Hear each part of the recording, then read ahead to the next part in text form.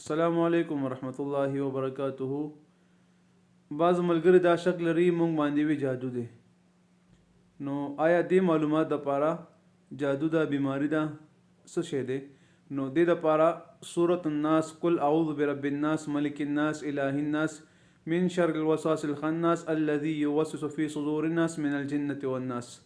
دا سورت 11 پیرې په اوبو باندې دم کې هغه اوبه بیا 3 منټه یا 15 منټه صبر وته که هغې نه پس دغه اوبه اوس کا خو اوبه به تازه نلکې نه تازه اوبه راخلی صحیح ده. اول به اوس کې یو ګوټ ای ذایقه به ګورو ذایقه صحیح وي بیا هغې نه پس دا وظیفه پې کولی 11 پیرې ویلي هغې نه بعد به 15 منټه صبر ورته وکړي 15 منټو نه بعد بیا به دغه اوبه چک کړي که دا اوبه ترخې وي یا خوږې وي یا پیکه وي.